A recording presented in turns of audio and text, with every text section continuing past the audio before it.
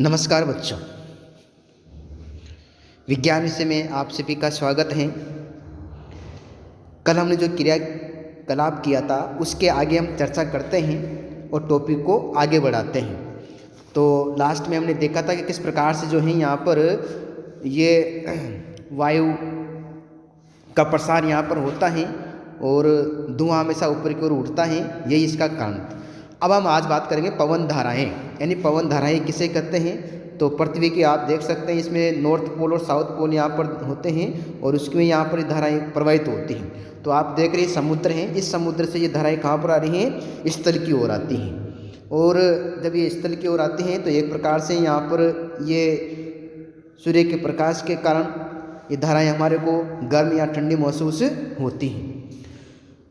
तो जब समुद्र से धाराएं पृथ्वी की ओर आती हैं तो ये धाराएं एक प्रकार से ठंडी होती हैं और हमारे को एक प्रकार से ठंड का जो है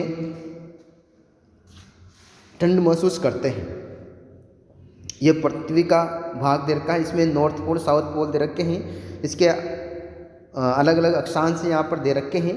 भूमध्य रेखा इसमें बता रखी है। तो भूमध्य रेखा में आप इसमें देख सकते हैं कि किस प्रकार से यहाँ पर जो है ये भूमध्य रेखा में ये जो धाराएं उत्पन्न होती हैं तो ये भूमध्य रेखा यानी उत्तरी ध्रुव से और दक्षिण ध्रुव से, तो ये एक प्रकार से कहाँ पर आती हैं, भूमध्य रेखा की ओर प्रवाहित होती हैं।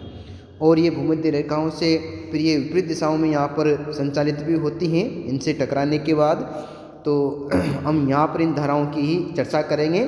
जब ये किसी सतह से टकराती हैं और टकराती हुई ये आगे बढ़ती हैं, तो इस चित्र में आपको इन सिंबल के माध्यम से आप देख सकते हैं। सिंबलों के माध्यम से आप एक प्रकार से जो है अंदाज़ा लगा सकते हैं कि ये एक प्रकार से क्या है, ये धाराएं हैं जो भूमध्य रेखा पर, उत्तरी ध्रुव पर और दक्षिणी ध्रुव पर ये कार्य करती हैं।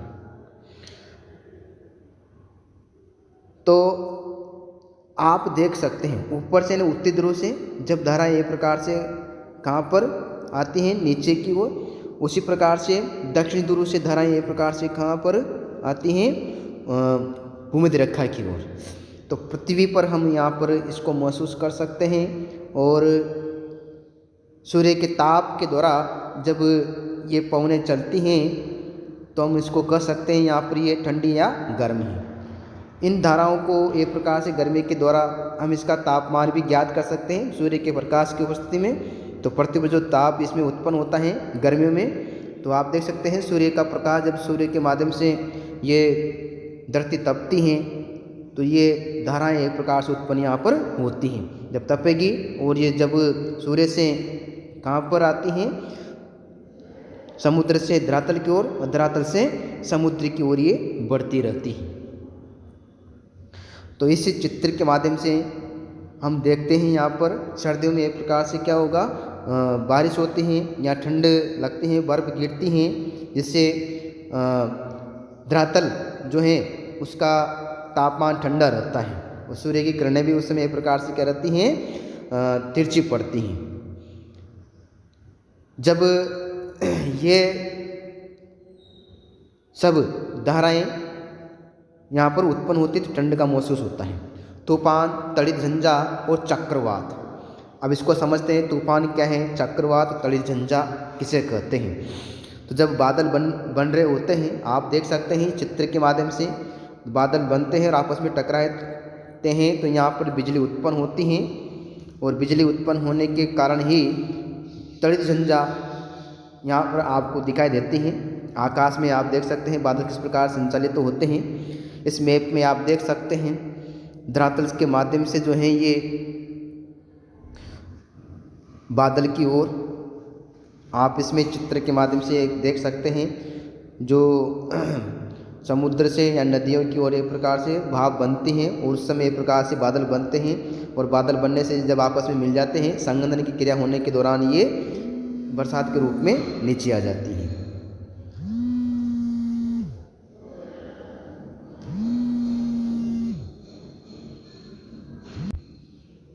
तो संघनन के द्वारा ही हम कह सकते हैं यहाँ पर बारिश जो है नीचे की ओर आती हैं और वापस वही समुद्रों में, नदियों में ये चली जाती हैं गिरते हुए जल की बूंदें यहाँ पर आप देख सकते हैं।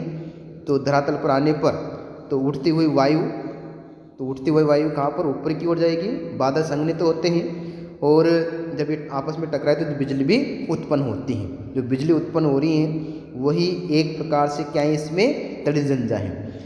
इस घटना को हम तड़ित झंझावत या तूफान कहते हैं। और तड़ित झंझावत या तूफान जो है ये जन धन हानि को एक प्रकार क्षति पहुंचाती हैं। इस चित्र के माध्यम से आप समझ सकते हैं कि यहाँ पर जो है समुद्र में भाग में यहाँ पर दे रखा है। इस समुद्री भाग में जब जल सूर्य के प्रकाश की गर्मी को पाकर यहाँ पर ये है इसका वाष्पन होता है और वाष्पन होने से ये एक प्रकार से ऊपर की ओर जाते हैं और जाने पर ये संघनन होते हैं वर वर्षा हो जाते हैं, क्योंकि इसके वाष्प जो हैं आपस में मिलते हैं तो ये भारी हो जाते हैं, जिसके कारण आप देख सकते हैं यहाँ पर बारिश हो रही है। तो ये किसकी वजह से है, वेपोरेशन की क्रिया हो रही है। किसमें, समुद्री नदियों में भाप की क्रिया, यहाँ पर जो है भाप बनती हैं और बादल बनते हैं। बादल जब आपस में मिलेंगे तो ये प्रकार से बरसात होती है। चक्रवात आप देख सकते हैं कि एक ही स्थान पर जो है यहाँ पर वायु का तेज प्रवाह रहता है और वायु के तेज प्रवाह को हम ये प्रकार से बवंडर के रूप में देख सकते हैं। यही चक्रवात कहलाते हैं, जो जन धन को बहुत बड़ी हानि ये पहुंचाते हैं और अपने साथ जो हैं अनेक वस्तुओं को साथ में लेकर भी ये चले जाते हैं। पेड़ पौधे हैं, मकान हैं, छत हैं, ये सब एक प्रकार से इनके साथ चले जाते हैं। इसमें आप देख सकते हैं कि किस प्रकार चक्रवात जो हैं ये चारों ओर से 100 किलोमीटर प्रति घंटे की रफ्तार से, आप देख सकते हैं चित्र के माध्यम से झंझा का नेत्र यहाँ पर कैसे होता है। और ये झंझावत जो है ये चक्रवात को किस प्रकार से एक हाँक के रूप में आप इसको देख सक रहे हैं। तो देखो बहुत बड़ा चक्रवात, यहाँ पर चक्रवात द्वारा होने वाला विनाश है। तो फैक्ट्रियाँ, मकान, विद्युत जो भी एक प्रकार से निर्माण करते हैं और बहुत बड़े विशालकाय ये चक्रवात होते हैं, जिससे जनधन को बहुत बड़ी हानि यहाँ पर होती है। टोर्नेडो यहाँ पर दे रखा है, किस प्रकार जंगल के जंगल नष्ट हो गए हैं। इस चित्र के माध्यम से मकान ध्वस्त हो चुके हैं, गाड़ियाँ जो हैं यहाँ पर उड़ चुकी हैं। तो ये एक प्रकार से यहाँ हमने इसकी सामान्य जानकारी, इसमें आप यहाँ पर देख सकते हैं चक्रवात को सामान्य महाद्वीप में हरिकेन कहा जाता है, फिलीपींस और जापान में इसको टाइफून कहा जाता है। इस सामान्य जानकारी के हिसाब से यहाँ पर आने वाले जो मौसम में परिवर्तन होता है उसके इसमें तूफान के निर्माण में पवन महत्वपूर्ण भूमिका निभाती हैं। वायु के वेग को मापने वाला उपकरण को वायुमापी अथवा एनोमीटर कहा जाता है। ये यहाँ पर सुरक्षा उपाय के बारे में चर्चा करते हैं। चक्रवातों की भविष्यवाणी और चेतावनी, तो सुरक्षा उपाय को ध्यान में रखना चाहिए। तीव्र संचार व्यवस्था जो है उस पर एक प्रकार से बच सकते हैं।